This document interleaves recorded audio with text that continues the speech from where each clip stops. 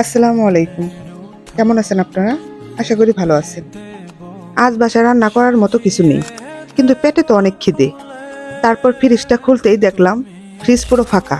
কোনো তরকারি নেই, মাছ নেই, কেবলমাত্র ডিম রাখা আছে। বিষণ্ণ মুখে পড়ে আছে 2টি ডিম, আর ঘরের কোণে পড়ে আছে 2টো পেঁয়াজ, 2টো কাঁচামরিচ আর একটা আলু। একটা দীর্ঘশ্বাস ফেললাম।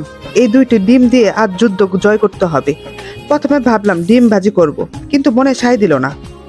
এত খিদে পেটে একটু তৃপ্তি ভরে না খেলে কি হয়? হঠাৎ আমার মাথায় একটা বুদ্ধি খেলে গেল। তাই ঠিক করলাম ডিম আলু দিয়ে কষা দু পেঁয়াজা।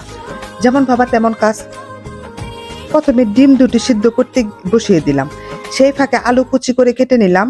তারপর পেঁয়াজগুলো ডুমু ডুমু করে কেটে নিলাম।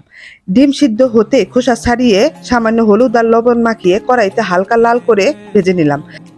তেলের উপর ডিম ভাজার সেই চেনা সুবাসে অর্ধেক ক্ষুদায় গায়েব হয়ে গেল। ওই তেলে আলু কুচিগুলো ভেজে তুলে রাখলাম। তারপর কড়াইতে আরেকটু তেল দিয়ে পেঁয়াজ কুচি, কাঁচামরিচ ফালি, সামান্য আদা রসুন বাটা আর ঘরে থাকা হলুদের গুঁড়ো, মরিচের গুঁড়ো দিয়ে মশলা ভালো করে কষাতে লাগলাম। মশলা থেকে যখন তেল ছাড়তে শুরু করলো, তখন সামান্য পানি দিয়ে ভাজা আলু আর ডিমগুলো ছেড়ে দিলাম। হালকা আঁচে ঢাকা দিয়ে রাখলাম 10 মিনিট। 10 মিনিট পর ঢাকনা তুলতেই পুরো ঘর এক চমৎকার সুবাসে ভরে গেল। একদম মাখা মাখা হয়ে এসেছে, আর ডিমগুলোর গায়ে মশলা সুন্দর একটা আস্তরণ করেছে। গরম ভাতের সাথে ধোয়া ওঠা সেই ডিমের কষা যখন মুখে দিলাম, তখন মনে হলো পৃথিবীর শ্রেষ্ঠ কোনো রেস্তোরাঁও এত স্বাদ মিলবে না। ফ্রিজে এই 2টি ডিম যে আজ রাতের খাবারটা এত রাজকীয় করে উঠবে, সেটা রান্নার আগেও ভাবিনি। আসলে রান্নার উপকরণ কম থাকলেও যদি একটু মন আর বুদ্ধি মিশিয়ে দেওয়া যায়, তবে সাধারণ ডিমও অসাধারণ হয়ে উঠতে পারে।